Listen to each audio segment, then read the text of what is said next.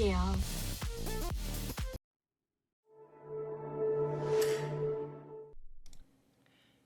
안녕하세요, 준박입니다. 오늘 보여드릴 제품은 그랜드네비 안드로이드 올인원입니다. 제가 리뷰하는 제품의 스펙은 9인치 크기의 8코어 4GB 램 64GB 메모리 안드로이드 10.0 버전입니다. 다양한 크기와 성능이 다른 모델이 많은 만큼 자세히 알아보시고 선택하시는 게 좋습니다. 전면에 있는 디스플레이 크기가 9인치이며 스크래치 방지를 위해 설치 후 보호 필름을 제거하는 게 좋습니다. 대부분의 안드로이드 올인원의 디자인은 비슷하며 물리 버튼과 터치 버튼으로 나눠집니다. 내부에 있는 케이블은 모두 후면에 장착됩니다. 포지 유심을 사용할 수 있는 모델에만 별도의 포지 안테나 단자가 있습니다. 차량의 설치를 위한 케이블입니다. 포지 유심을 사용할 수 있는 모델에는 이렇게 케이블에 유심을 넣을 수 있습니다. 추가용품이지만 안드로이드 올인원에는 통화를 위해 꼭 이런 마이크를 추가로 장착하시는 게 좋습니다. 차량에 따라 고정할 수 있는 브라켓입니다. 옵션마다 구성품도 다르며 유심 장착이 가능한 모델에서는 보이시는 게 기본 구성품입니다. 보통 차량에 따라 인테리어가 다르기 때문에 별도의 마감재가 필요합니다. 제 차량은 출고할 때 이런 디스플레이가 장착되어 있었는데요. 그래서 예전에 안드로이드 올인원 제품을 장착했었습니다. 스펙이 그닥 좋지 않은 제품이라서 각종 앱을 실행하면 이렇게 느리고 답답했었습니다.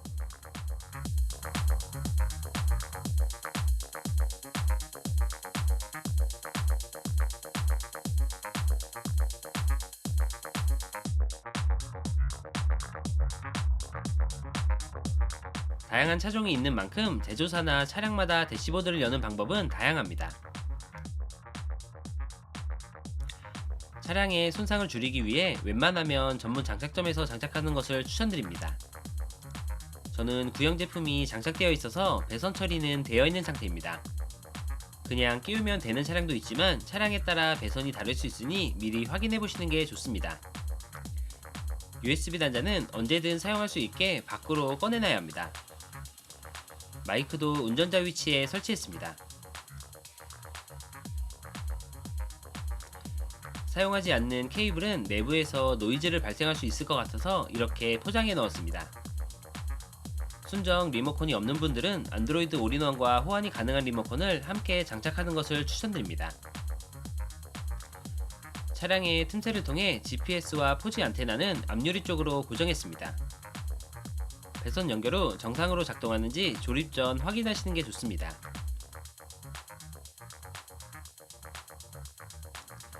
안드로이드 시스템으로 제작되어서 다양한 언어로 변경 후 사용할 수 있습니다. 선택한 언어를 1번으로 변경하면 자동으로 언어가 변경됩니다.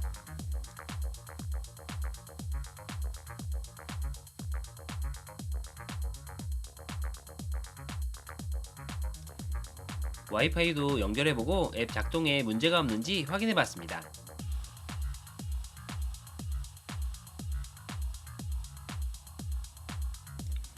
문제없이 잘 작동되어서 다시 조립을 완료했습니다. 차량 오디오의 이퀄라이저를 변경하거나 우퍼 등 다양한 스피커 설정이 가능합니다.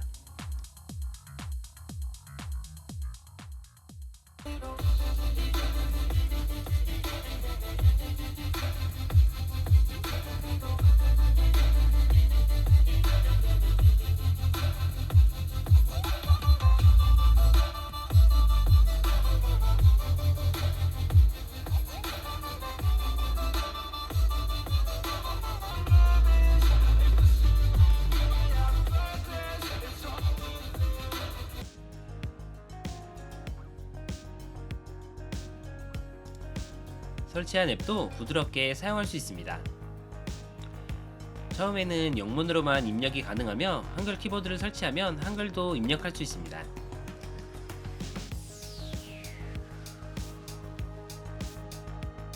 차량에서는 내비게이션이 주 목적이니까 팀앱을 설치했습니다. 넷플릭스와 디즈니 플러스 앱은 기본으로 설치할 수 없었습니다. 안드로이드에서 설치할 수 없는 앱은 APK 파일을 다운로드해서 설치할 수 있습니다.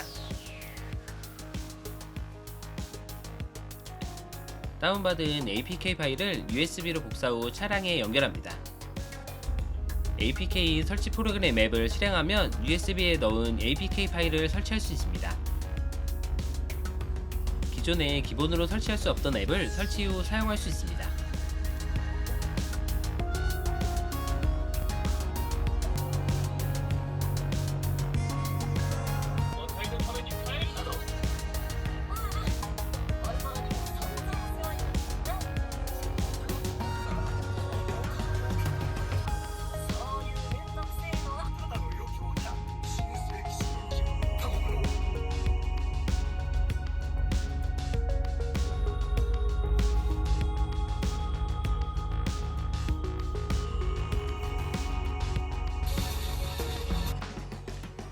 앱 삭제는 앱을 2초간 누르고 있으면 나타나는 휴지통으로 드래그하시면 됩니다.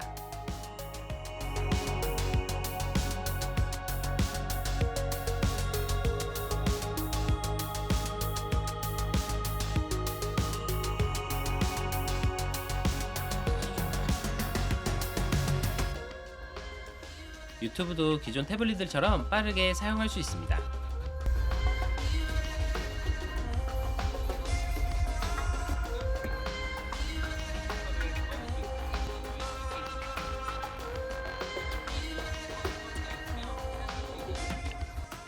기본 런처는 3가지로 변경이 가능합니다.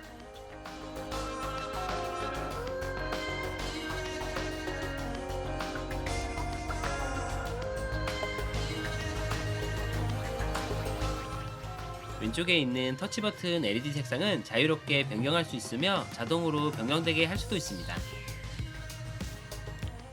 차량의 라이트 온오프에 따라 자동으로 디스플레이 밝기를 조절할 수 있습니다. 내비게이션도 휴대폰처럼 답답함 없이 빠르게 잘 작동됩니다.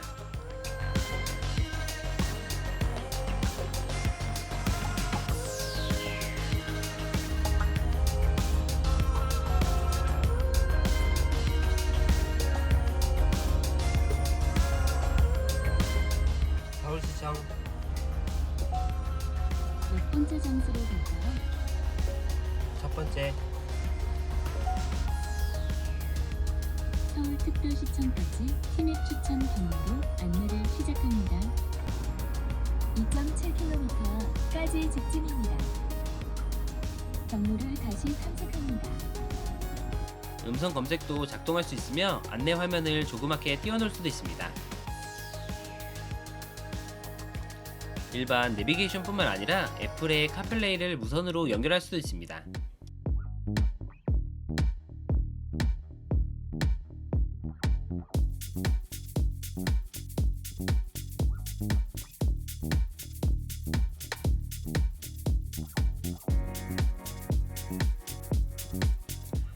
물론 무선 안드로이드 오토도 동일한 방법으로 연결할 수 있습니다.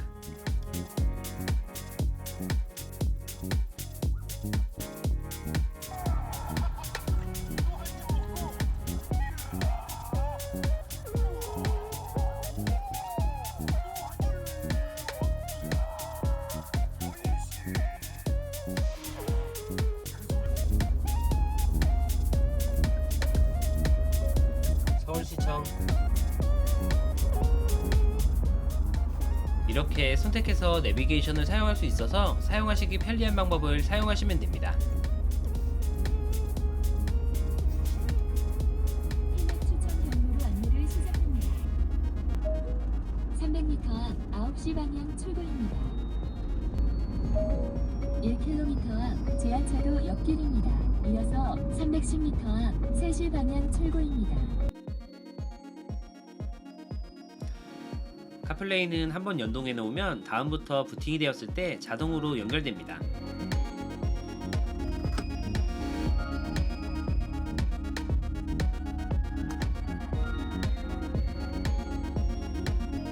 후방 카메라는 밝기나 색상을 조절할 수도 있습니다.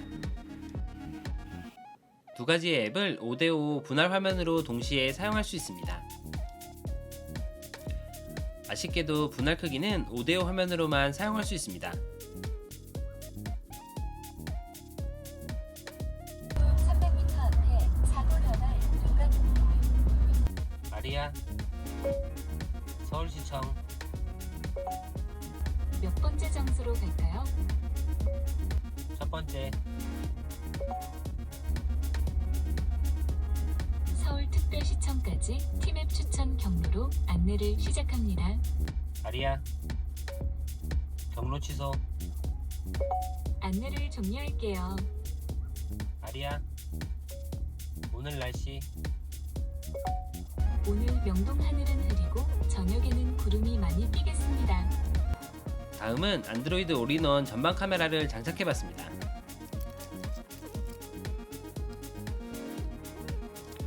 렌즈는 수동으로 각도 조절이 가능합니다. 안드로이드의 USB 단자와 연결하시면 됩니다.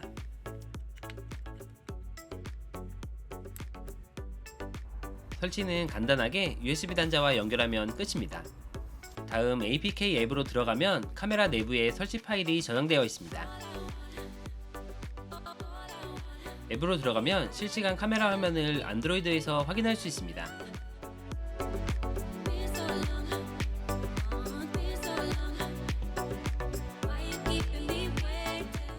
화면 분할 기능을 이용해 카메라와 내비게이션을 작동해봤습니다. 5대5 분할을 해도 자유롭게 앱 설정을 변경할 수 있습니다.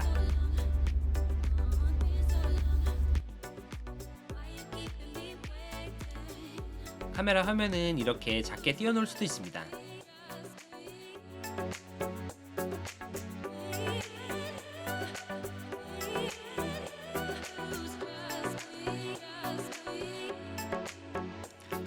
옵션은 블랙박스와 비슷하며 녹화된 영상을 재생할 수도 있습니다.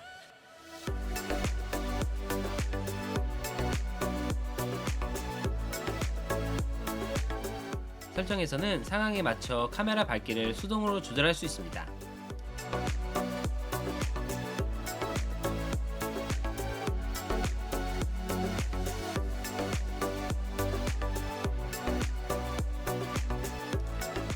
녹화된 블랙박스 영상입니다.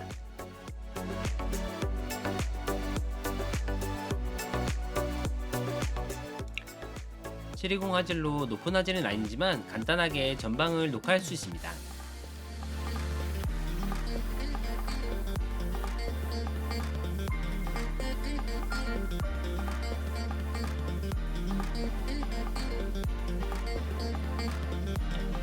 한 가지 아쉬운 점은 야간에 밝기를 올리면 이렇게 깨진 듯한 느낌이 납니다. 사용하실 분들은 밝기를 이렇게 낮춰서 사용하시는 게 좋을 것 같습니다.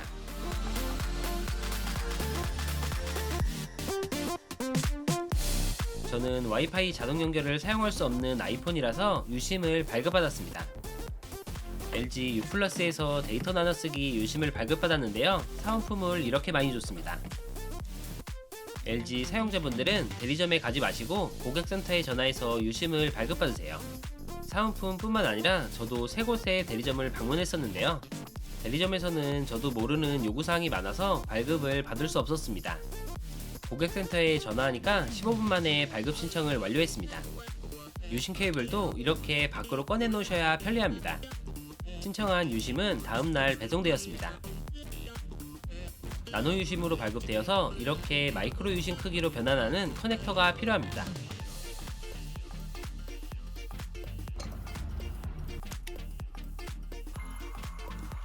이렇게 유심 장착 후 안드로이드를 재부팅하면 유심을 인식합니다.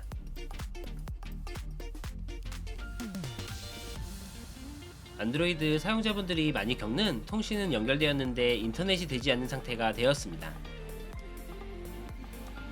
그럴 때는 데이터 설정으로 들어가서 제일 하단에 있는 APN 값을 변경해 주시면 됩니다. 저는 설정을 완료해서 LG라고 나오고 있는데요. 인터넷이 되지 않을 때는 여기에 다른 통신사 3개가 등록되어 있었습니다. 상단에 있는 플러스를 눌러서 새로운 APN을 등록하시면 됩니다. 제가 등록한 LG 데이터 나눠쓰기 유심 설정값입니다. LG 통신사분들은 지금 보이시는 설정을 옵션별로 그대로 입력하시면 됩니다. 전부 작성하셨으면 상단에 있는 점 3개를 눌러서 저장합니다. 여기에서는 저장을 눌러도 저장된 설정값을 선택할 수 없습니다. 옵션으로 들어와서 하단에 있는 더보기를 클릭합니다. 그러면 안드로이드 시스템의 옵션으로 들어와지는데요. 여기에서 네트워크 및 인터넷으로 들어갑니다. 처음에 설정하러 들어온 곳인데요. 바로 가기가 아닌 옵션에서 차근차근 들어오면 방금 저장한 정보를 여기서 선택할 수 있습니다.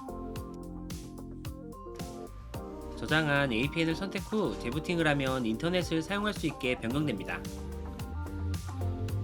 유심을 장착하면 이렇게 부팅이 되자마자 인터넷을 바로 사용할 수 있습니다.